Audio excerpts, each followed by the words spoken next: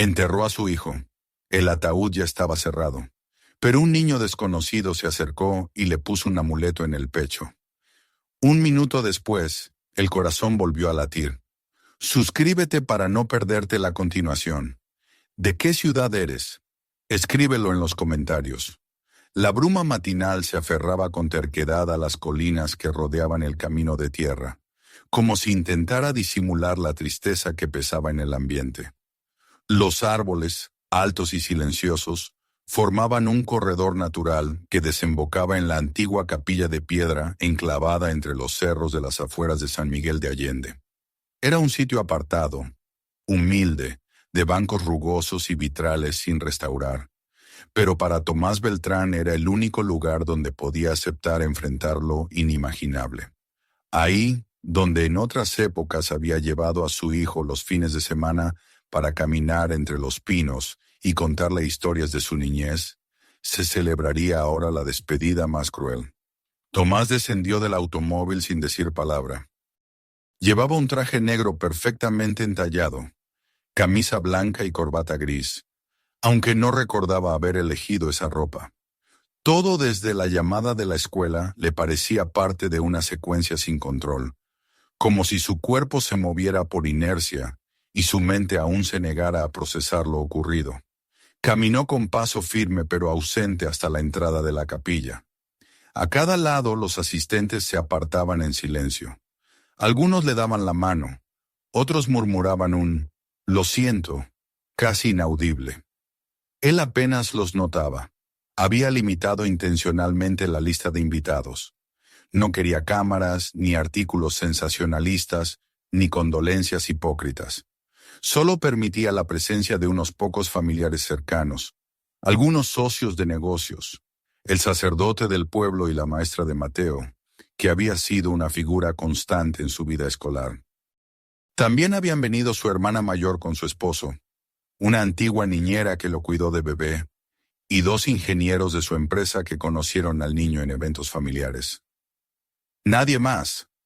La capilla tenía un aire atemporal, como si no perteneciera a ninguna época.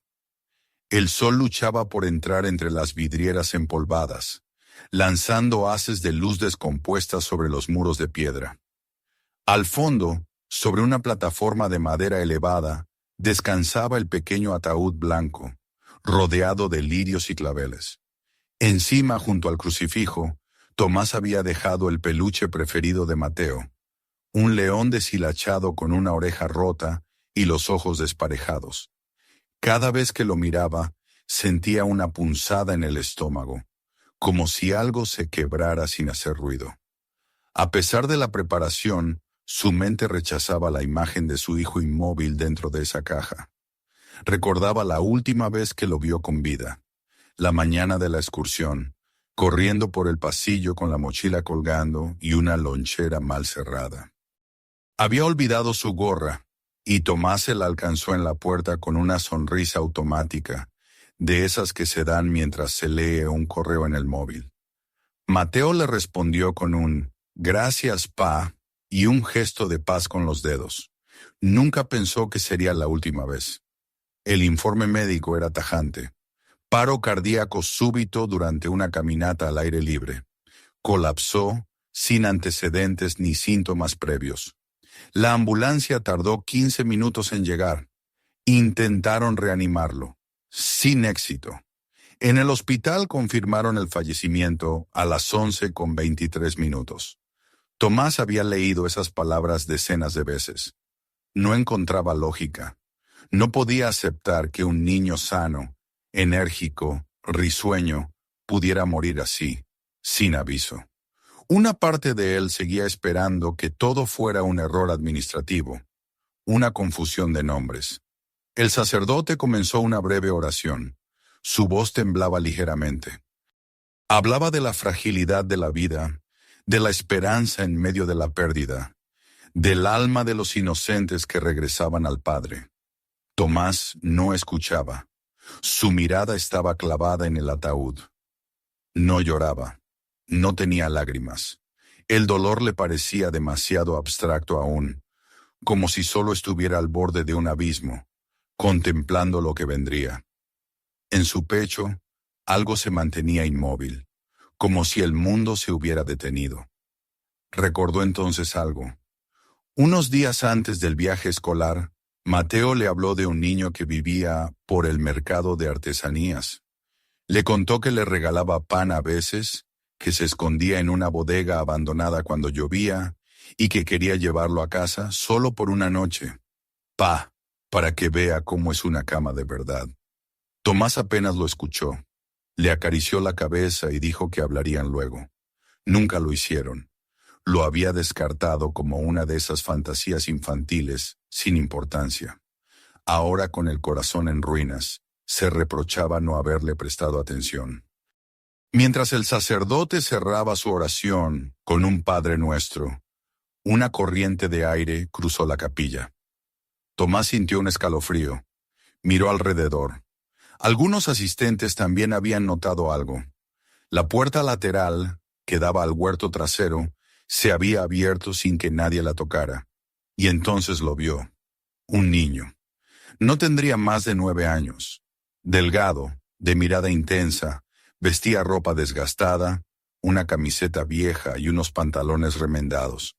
En sus pies, sandalias rotas. Tenía una bolsita colgando del hombro. Lo más extraño era su expresión. No era de tristeza, ni de confusión. Era serenidad. Caminaba con paso firme, como si supiera exactamente lo que hacía. Nadie lo detuvo. Nadie supo cómo reaccionar. Tomás se incorporó un poco, sin entender. El niño se acercó lentamente al ataúd, sacó algo de su bolsita y lo sostuvo con ambas manos. Era un pequeño amuleto, hecho con hilos de colores, cuentas y conchas marinas. Lo colocó con suavidad sobre el pecho de Mateo, justo sobre el corazón. Luego, sin levantar la voz, dijo unas palabras que solo Tomás, por la cercanía, pudo escuchar. Me lo regaló hace unos días. Dijo que funcionaría si alguien creía de verdad. Tomás sintió como un relámpago le atravesaba el pecho. ¿Mateo te lo dio?, pensó. Quiso preguntar, pero sus labios no se movían. Observaba el rostro del niño, su mirada limpia, sin rastro de mentira. Era como si hablara con la verdad más profunda que jamás hubiera conocido. El niño dio un paso atrás.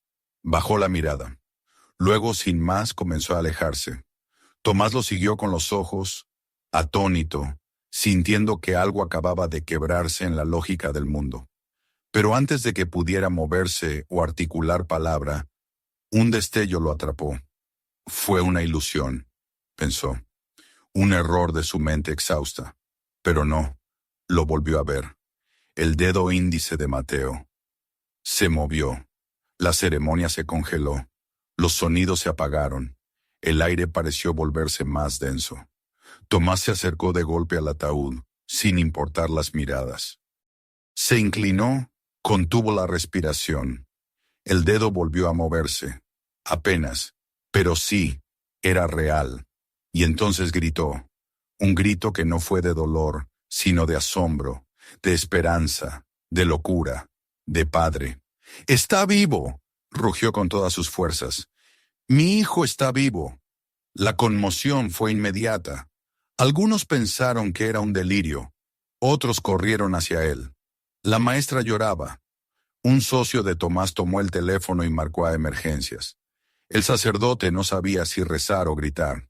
Pero Tomás no se apartó del ataúd. Sostenía la mano de su hijo con una firmeza que ya no le pertenecía a un hombre de negocios, sino a un padre que había regresado de la muerte. Mateo, en silencio, respiraba. Por unos segundos nadie se movió. Era como si el mundo se hubiera detenido dentro de esa capilla de piedra. Tomás seguía inclinado sobre el ataúd, sosteniendo la mano de Mateo con la fuerza de quien se aferra a una orilla en medio del naufragio. Había gritado con tal desesperación que muchos pensaron que se había quebrado por completo.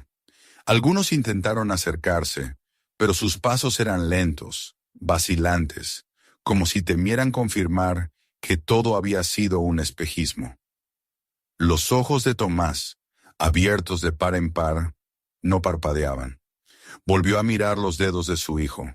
Otra vez, el mismo movimiento, leve, casi imperceptible, pero real.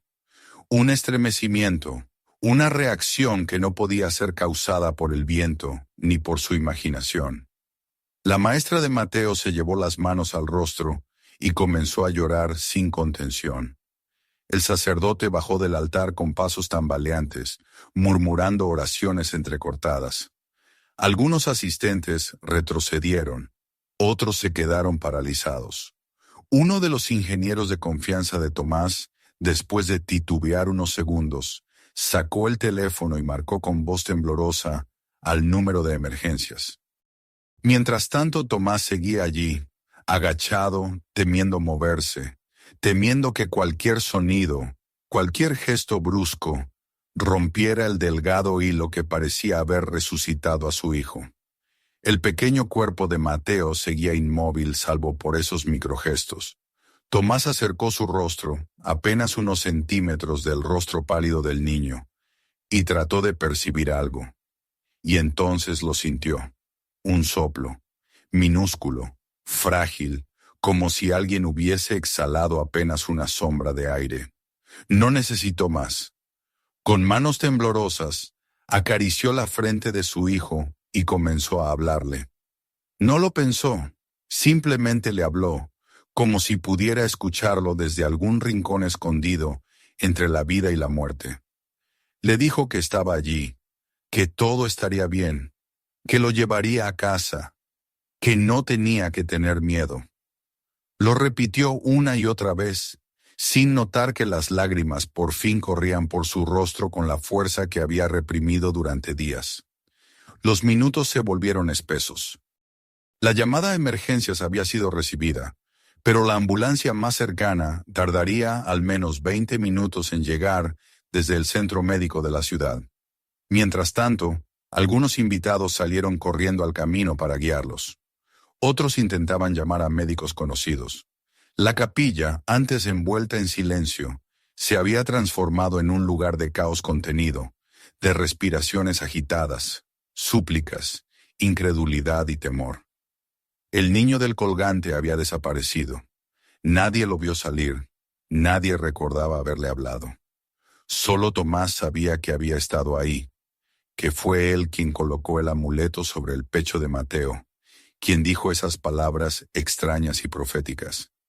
En medio de la confusión, quiso buscarlo, pero no podía soltar la mano de su hijo. No se permitiría apartarse ni por un segundo. Al cabo de un tiempo que pareció eterno, la ambulancia llegó. El sonido de la sirena rompió el aire y varias personas salieron corriendo a recibir al equipo médico. 3 paramédicos entraron con rapidez, trayendo equipo de primeros auxilios y una camilla. Tomás, aún arrodillado, les señaló con urgencia el movimiento de los dedos y el débil soplo. Al principio, los profesionales dudaron. No era común, no era probable. Pero cuando conectaron los monitores, el pitido lento pero firme del ritmo cardíaco confirmó lo imposible. Mateo estaba vivo. En estado crítico, sí, pero con signos vitales presentes.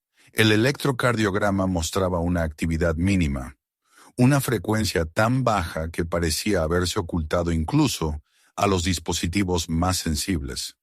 Tras estabilizarlo, lo envolvieron con cuidado, colocándolo en la camilla con oxígeno suplementario y una vía intravenosa. El médico jefe ordenó evacuar a todos los asistentes mientras analizaba la situación con el sacerdote y 2 colaboradores. Tomás, sin separarse de la camilla, subió con su hijo a la ambulancia, todavía sin comprender del todo lo que acababa de suceder. El amuleto seguía colgado del cuello de Mateo. Nadie se atrevió a tocarlo. Durante el trayecto al hospital, el paramédico explicó lo que sabían hasta el momento. Existía una condición médica extremadamente rara llamada asistolia paroxística, en la que el corazón de una persona puede detenerse por largos periodos sin pérdida inmediata de funciones cerebrales, especialmente si el metabolismo del cuerpo se encuentra en condiciones de baja exigencia. En ciertos casos, la recuperación espontánea podía ocurrir si no se producía daño neurológico irreversible. Tomás escuchaba sin parpadear, con una mezcla de horror y alivio. Había estado a punto de enterrar vivo a su hijo. Había aceptado la muerte de Mateo porque todos los expertos se lo confirmaron. Porque el mundo funciona así. Uno confía en lo que le dicen los profesionales. Pero ¿qué pasa cuando los profesionales se equivocan? La llegada al hospital fue caótica. Aunque habían llamado para anticipar la emergencia, nadie esperaba algo semejante. Un niño que había sido declarado muerto regresaba a urgencias con ritmo cardíaco. Un equipo de reanimación pediátrica ya los esperaba. Internaron a Mateo en cuidados intensivos. Las siguientes horas fueron un vaivén de informes clínicos, pruebas, electroencefalogramas, tomografías y una lluvia de hipótesis médicas que oscilaban entre la precaución y el desconcierto. Ningún médico se atrevía a emitir un pronóstico firme, pero todos coincidían en un punto. Mateo había sobrevivido por una combinación de factores tan improbables que no podía explicarse del todo con la ciencia. En la sala de espera, Tomás recibió la visita de su hermana y de la maestra. Ninguna palabra podía abarcar lo que sentían. Él seguía absorto. Repetía mentalmente la escena en la capilla, la entrada del niño, el colgante, las palabras, el movimiento de los dedos. Nadie más había presenciado con claridad esa secuencia, pero él lo sabía. Sin ese niño, sin su gesto y su aparición misteriosa, tal vez Mateo estaría muerto. Esa misma noche Tomás pidió ayuda a un empleado de confianza para revisar las cámaras de seguridad de la capilla y sus alrededores. El recinto, aunque antiguo, había sido adaptado con tecnología por él mismo años atrás, como parte de su obsesión por el control. Sin embargo, lo que descubrió al revisar las grabaciones lo dejó sin aliento. El niño no aparecía entrando ni saliendo. En las imágenes, la puerta lateral se abría sola. Nadie entraba. Y sin embargo, su recuerdo estaba allí. Había estado, lo había visto, había escuchado su voz. No cabía duda. Al día siguiente, mientras Mateo permanecía en estado de observación, Tomás decidió actuar. Solicitó apoyo de una abogada para iniciar una investigación informal en el área cercana al mercado de artesanías. Mandó imprimir una imagen dibujada del niño, basada en su memoria, y comenzó a recorrer las calles por las que Mateo solía caminar los fines de semana. Habló con vendedores, con cuidadores de coches, con ancianas sentadas al sol. Algunos decían haber visto a un niño así. Le llamaban Iker. Nadie sabía su nombre completo.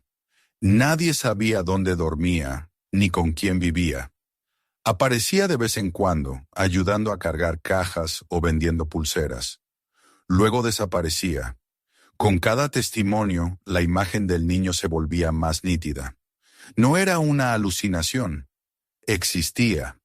Había vivido en los márgenes invisibles de la ciudad, donde los adultos no miran, donde los niños sobreviven como sombras. Y uno de ellos había salvado a su hijo. Días después, la historia llegó a los medios. Un video filtrado por uno de los asistentes mostraba fragmentos de la ceremonia, el grito de Tomás, el caos posterior. Se volvió viral. El niño que volvió de la muerte. Milagro en San Miguel. ¿Fue un ángel el que salvó a Mateo Beltrán? Las versiones se multiplicaban, los medios especulaban. Algunos se burlaban, otros hablaban de intervención divina. Pero entre tanto ruido Tomás se mantuvo firme. Sabía la verdad. Y ahora su única obsesión era encontrar a Iker. En el hospital, los signos vitales de Mateo se estabilizaban. Aunque no había recuperado la conciencia, sus ondas cerebrales eran normales. Los médicos eran cautelosos, pero optimistas. Tomás pasaba las noches en una butaca junto a su cama, hablándole, contándole cuentos, historias de cuando era pequeño, como si nada hubiera pasado. En esos momentos, volvía a sentirse padre. Y por primera vez en años también volvía a sentirse humano. Afuera la búsqueda continuaba. En las calles de San Miguel, entre callejones, puestos de comida y esquinas olvidadas, un nombre comenzaba a resonar con fuerza. Iker, el niño que había creído cuando todos habían renunciado. El niño que había sostenido la vida con un hilo de fe. Tomás aún no lo había encontrado, pero sabía que lo haría, porque una historia como la de ellos no podía quedar sin cerrar. El sol se elevaba lentamente sobre San Miguel de Allende, tiñendo los tejados rojizos con tonos dorados que contrastaban con la calma inusual que envolvía a la ciudad. En una habitación del Hospital Central, la luz se filtraba por la ventana en franjas suaves, iluminando el rostro aún dormido de Mateo. A su lado, Tomás se mantenía en silencio, observando cada detalle como si temiera perderse incluso el más leve indicio de vida.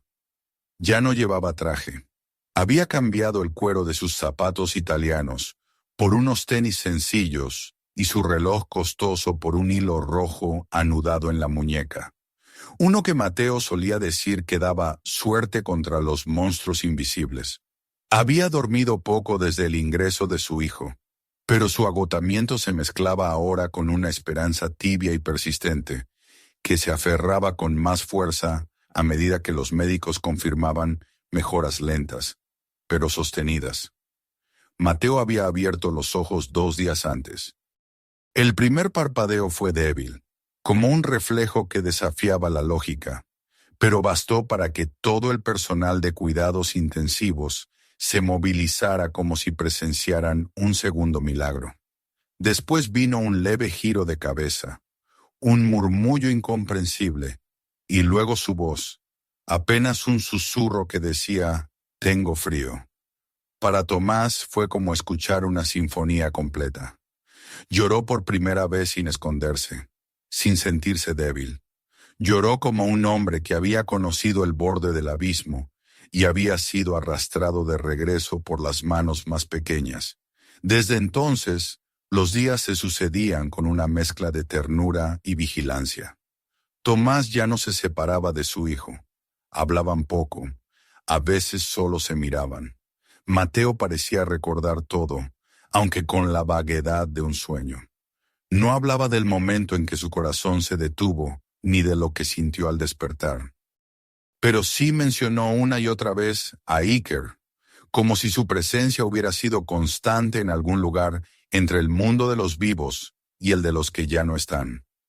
Él me dijo que todavía no era hora, murmuró en una ocasión, antes de quedarse dormido otra vez. Mientras tanto, la búsqueda del niño continuaba.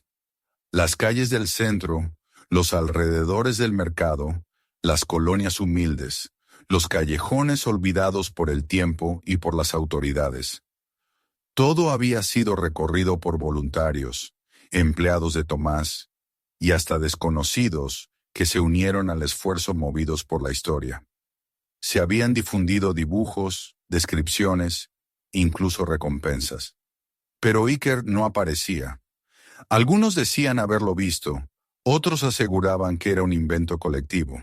Los más religiosos hablaban de un ángel disfrazado. Tomás no discutía con nadie. Sabía lo que había visto, y no lo olvidaría.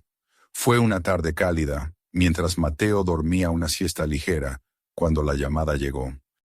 Una trabajadora social del albergue municipal informó que un niño con las características descritas se había presentado solo, sin hablar mucho, y había preguntado por el señor del hospital. Tomás no esperó. Tomó su auto y condujo sin detenerse.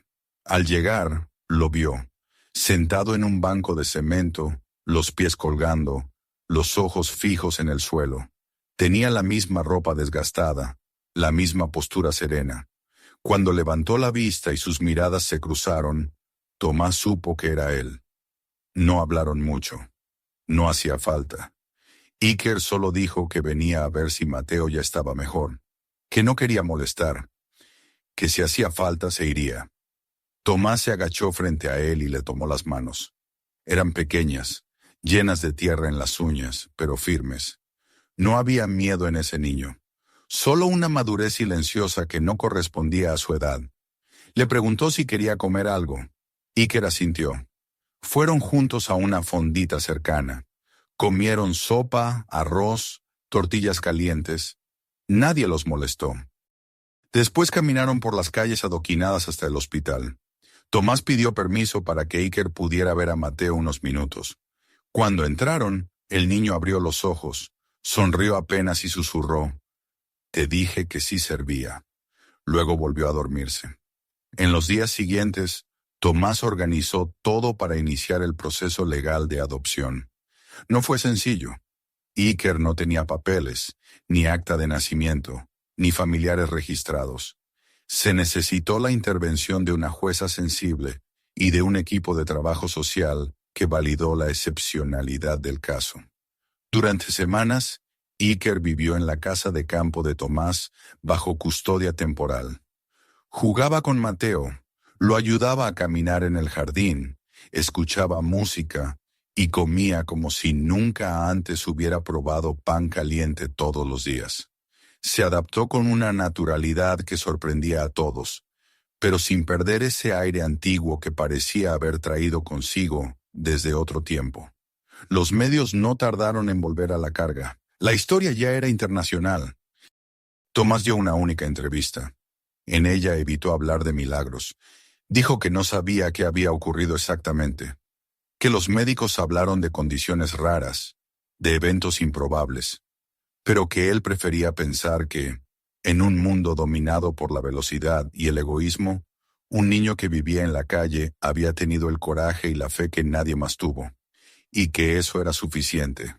Pronto nació la Fundación Casa Mateo. Con sede en San Miguel y ramificaciones en varias ciudades, su misión era sencilla: encontrar a niños en situación de calle, brindarles un lugar donde dormir, alimentos diarios, acceso a educación y, sobre todo, alguien que los escuche. El primer centro abrió en un edificio abandonado que Tomás restauró con sus propios fondos. El segundo fue financiado con donaciones que llegaron de todas partes del país.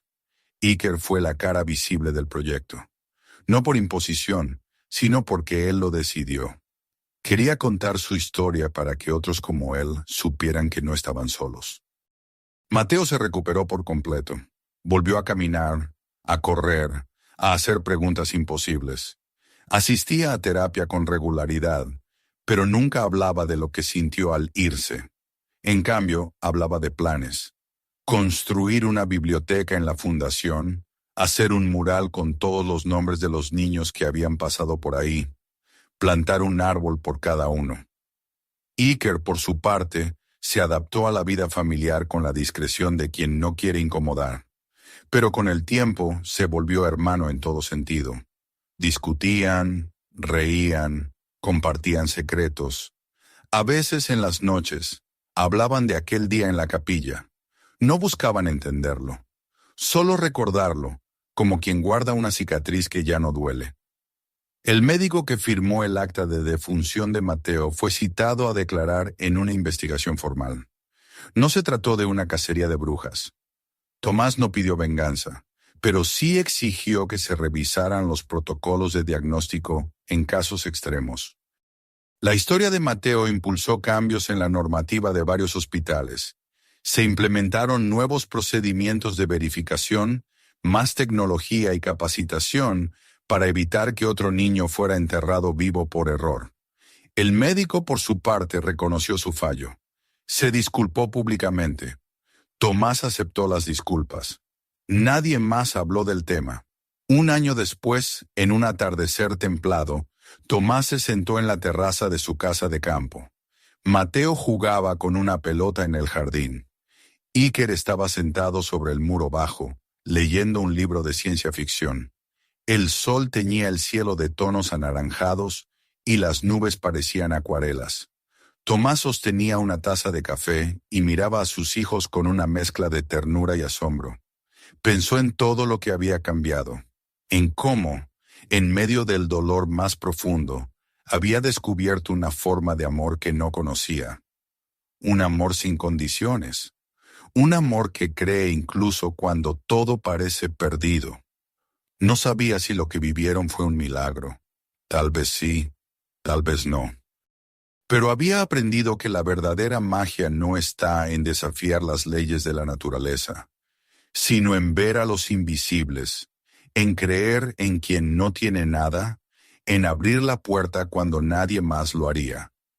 Y eso era suficiente para seguir viviendo con el corazón despierto. Mientras el sol se escondía tras las colinas, Iker levantó la vista de su libro y le sonrió. Tomás le devolvió la sonrisa.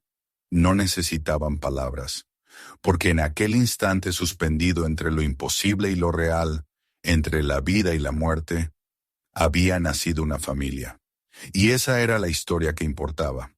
Si te ha gustado esta historia, no olvides suscribirte al canal para no perderte las próximas. No te pierdas nuestros otros vídeos y, si este te ha emocionado, compártelo con alguien que necesite escucharlo.